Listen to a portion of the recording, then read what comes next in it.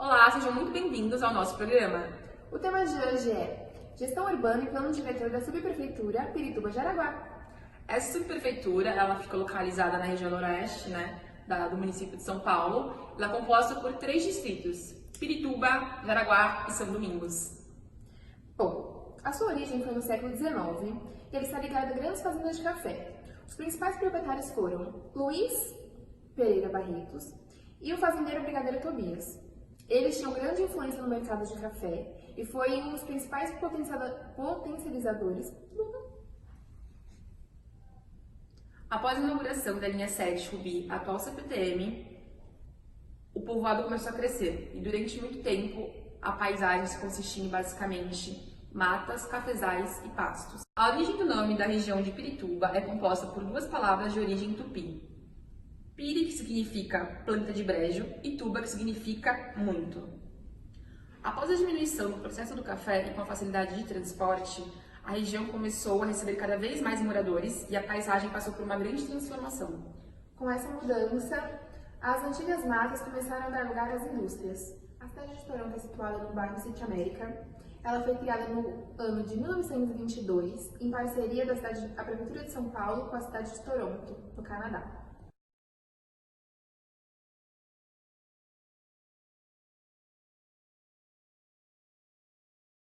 Nós estamos com uma convidada super especial, Marina, arquiteta urbanista. Seja muito bem-vinda ao nosso programa.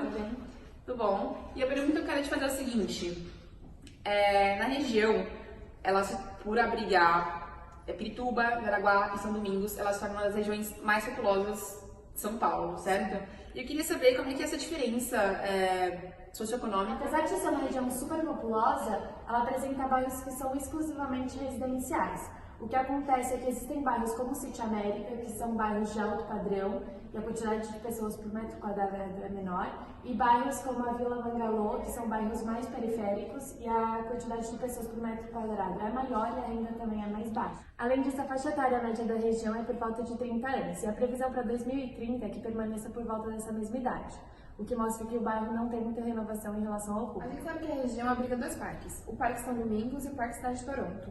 Fala um pouco sobre a infraestrutura na região. Realmente, existem esses 2 parques e eles ajudam em uma das principais características da região. A subprefeitura de Pirituba é a segunda região com maior vegetação de São Paulo. Já o acesso via trens e metrô realmente é um pouco mais restrito. Existem 2 estações do lado do distrito de Pirituba, que são as estações Piquiri e Pirituba, mas elas são realmente longe para o acesso do pedestre. Uma das curiosidades sobre a área é que, mesmo sendo uma das áreas mais urbanizadas da região de São Paulo, da cidade de São Paulo, não existe mais nenhuma matriz na região e também existem plantas e árvores que não são originais da cidade. Por exemplo, o plântano, que tem na cidade de Parque de Toronto e veio do Canadá.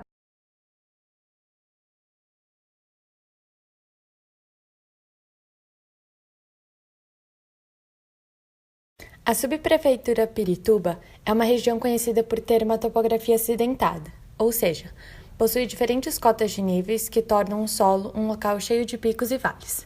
Entre eles, o ponto mais alto de São Paulo, o Pico do Jaraguá. Além disso, a região apresenta diferentes massas d'água que variam entre córregos canalizados ou a céu aberto, lagos e rios. E como consequência de ambos os dados, algumas áreas da região são propícias a alagamento. Fazendo uma análise mais voltada para a cidade e os impactos urbanos dela, podemos apontar os principais acessos do local. A subprefeitura é cortada pela Rodovia dos Bandeirantes, que dá acesso à Marginal Tietê, à Rodovia Anhanguera e à Rodovia Mário Covas, que por serem pistas bem movimentadas, tornam-se os principais acessos e maiores fluxos para os distritos. Como consequência do sistema viário, a rede elétrica da região possui diversas linhas de tensão que cruzam a Marginal e as rodovias, e fornecem um ótimo abastecimento elétrico para os distritos. Mas também interfere na quantidade de espaços vazios, uma vez que não se pode construir nas proximidades da rede. Além disso, a área de intervenção carece de transporte público, como, por exemplo, trens, metrôs e ciclovias. Já o transporte através de ônibus abastece bem a região, Em locais onde o uso do solo é mais diversificado, podemos encontrar diversos pontos e linhas de ônibus, e nas áreas predominantemente residenciais, a situação é oposta. Encontramos poucos pontos que estão localizados mais próximos aos acessos principais. A área de intervenção consiste principalmente em 3 zoneamentos, entre eles: a zona de preservação ambiental, zona de uso misto e zona exclusivamente residencial. Essas características tornam a região pouco adensada, uma vez que o padrão de vida é médio para alto e a quantidade de pessoas por metro quadrado é menor. Além disso, a região é pouco verticalizada. Grande parte das construções são de 2 pavimentos. A infraestrutura e os equipamentos de saúde, educação e lazer são evidentes na região.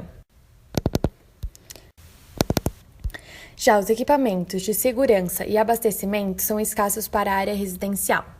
No entanto, de acordo com o setor censitário de 2010, a vulnerabilidade é muito baixa. Assim como outros bairros de São Paulo, os bairros Via Fiat Lux, City América e Parque São Domingos, por serem predominantemente residenciais, pouco adensados e verticalizados, e por apresentarem grande número de fundos de lotes vazios, permitem que a área tenha um grande potencial para desenvolvimento. Potencialidade. A primeira potencialidade identificada é a relação de cheios e vazios do distrito. A região possui diversos espaços vazios que podem servir como elemento estruturador no espaço urbano. Com isso, a composição de cheios e vazios se torna uma estratégia projetual.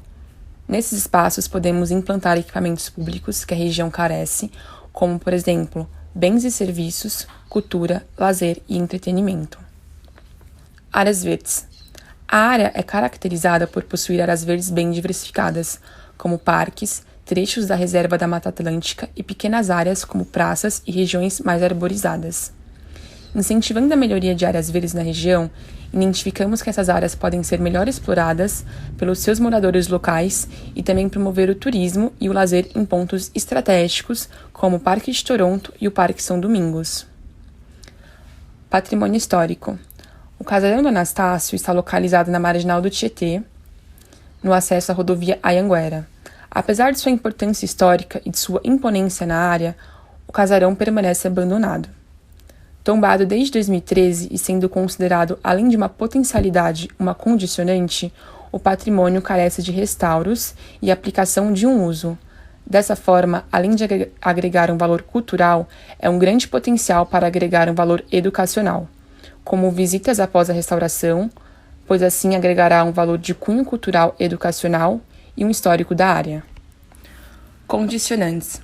Algumas das condicionantes da região são as linhas de trem e metrô, que determinam como serão criados novos acessos e conexões. As linhas e torres de alta tensão também definem alguns vazios da área, limitando a intervenção urbana. Entre elas estão o Casarão do Anastácio, que está localizado na área e também é um patrimônio tombado, a presença da linha 7 Rubi CPTM, as torres de alta tensão também impedem a intervenção urbana e o zoneamento da região também pode ser considerado uma condicionante. Problemáticas. Áreas de alagamento. As áreas de alagamento existentes, além de prejudicar o deslocamento dos moradores da região, também são pontos de alerta e limitação para intervenção. Engarrafamento. A região apresenta regularmente algumas áreas de engarrafamento. Acontece principalmente nas conexões de deslocamento diário, como, por exemplo, o acesso à Marginal Tietê, que conecta a área com a cidade de São Paulo. Novas propostas de deslocamento podem beneficiar cerca de 115 mil pessoas que utilizam a via diariamente, trazendo melhoria à mobilização urbana. Pouco aproveitamento das quadras.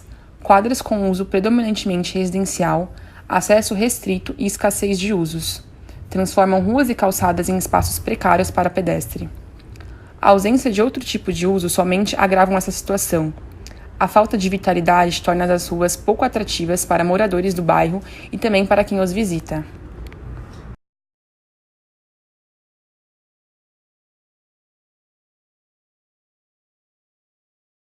A parte mais voltada para trens e metrôs, realmente. Existem duas estações que são Piquiri.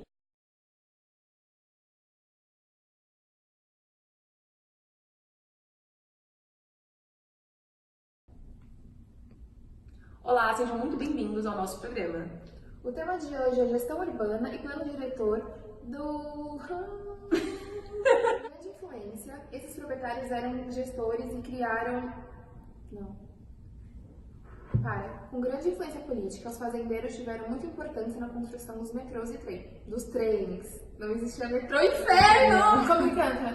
Nosso amor tá puro Cris. PS. Só falta...